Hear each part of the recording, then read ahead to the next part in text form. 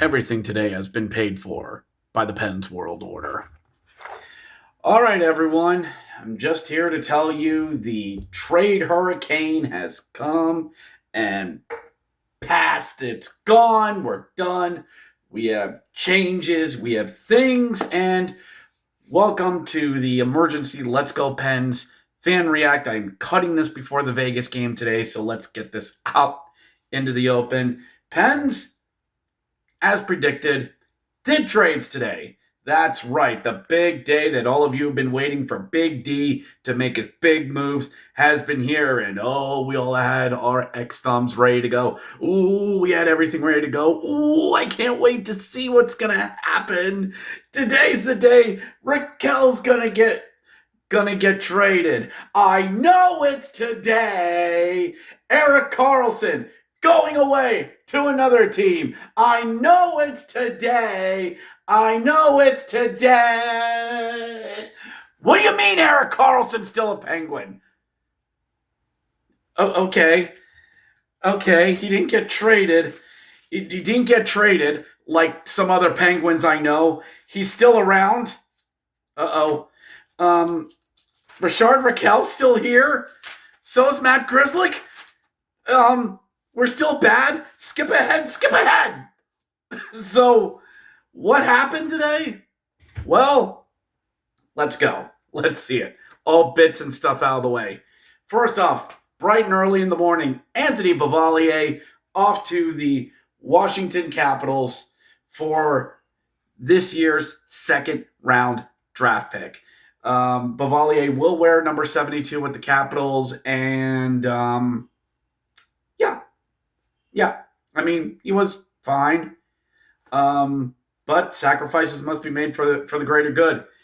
The Caps said earlier today that Sonny Milano had a significant setback, so bottom six help is what they needed. And my other team that I like, for all of you who watch some of my other videos, were afraid their prospects were going to be shipped out. And that very well could have happened with this Beauvillier trade. But Kyle Dubas was able to get a second-round pick for it. Dare I say, some people were calling it a fleece. Up next later on in the day, and I told all of you on X this was going to happen. All of you needed to calm the hell down. We were not keeping Luke Schenn. The reports was just Dubas throwing stuff out there to throw the bloggers off his trail. Luke Schenn, that's it. Back to Winnipeg. Gets sent up to Winnipeg for a 2026 second round and a 2027 fourth. Not a bad return for a guy who's 35, and yeah, he's Winnipeg's problem. Yeah, I know nobody liked bringing him in. A 35-year-old right-handed shot defenseman. We don't need that. We got Karlsson, Letang, two guys who are both on the wrong side of 30. We don't need another guy in who's also on the wrong side of 30. We got forwards who are on the wrong side of 30. We didn't need anyone else. So Luke Schenn, well, let's put a number 2 in the banners and play the song as his banner get raised. Leave the memories alone. Don't change a thing. And I hope, okay, I'll stop with the crooning. I will stop. As we got into the afternoon, everybody was waiting. When's the Rakell trade coming? I saw all over the place. But we did. We made a deal with the Devils, literally, as Cody Glass got sent over to Joyzy. Poor bastard. Some people, like myself, said, oh, well, there's your Jack Hughes replacement. Why I would think Cody Glass is anywhere near Jack Hughes. Why would I say a thing like that? Pens threw in a sweetener as Jonathan Gruden shipped over. 5 years of Penguin. So long and thanks for all the fish. We got a 2027 third rounder in return, in addition to probably some forward HL deals as Chase Stillman and Max Graham come over from New Jersey. They could be thrown into Wilkes-Barre. They might get some time with Pittsburgh. All of you want Dubas to get younger? There you go. That's absolutely it. Getting the prospects in. And then, well, got to explain this one. The Pens get Connor Timmins and Colin Dewar from the Toronto Maple Leafs. Now, this was a part of the Brandon Carlo trade, as Carlo got traded from Boston to Toronto. I think Toronto gave up a first or a second, and then the Pens got Connor Timmins and Dewar to kind of help them make rooms to bring Carlo in.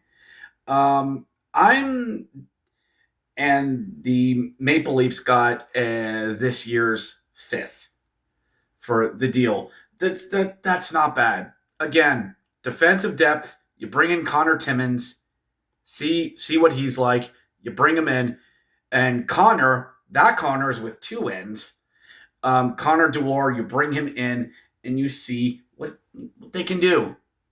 So, and one other news to kind of round this out, Ryan Shea was signed to a 1-year contract extension as well. And that pretty much closed the book for what the Pens are doing before the game in Vegas tonight.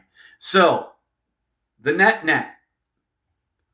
What do we think of everything that was made today? I know there are a lot of Pens fans who wanted Rakell dealt. There were people there were phone calls that were made. At the 11th hour, I was hearing Rakell to the Canes after that whole Mikko Rantanen thing fell off.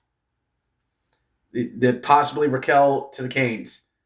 Rakell to the Kings could have been a thing, but once the Kings got Uzmenko from the Flyers, that pretty much shored that up.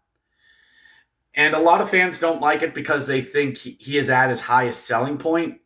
But Dubas is going to, if he's going to get rid of Rakell, he's probably going to, do it over the summer. We still have free agency in the summer. Maybe we get something there then. Something then there as well. I mean, work with me on this, people. Work with me on this. There were people who wanted Erik Karlsson gone. Nobody's taking that contract. I mean, Dubas is good, but you are asking a lot for people to take that contract. The only team I thought that realistically would have taken him was Florida team, because they had a lot of cap room to do this.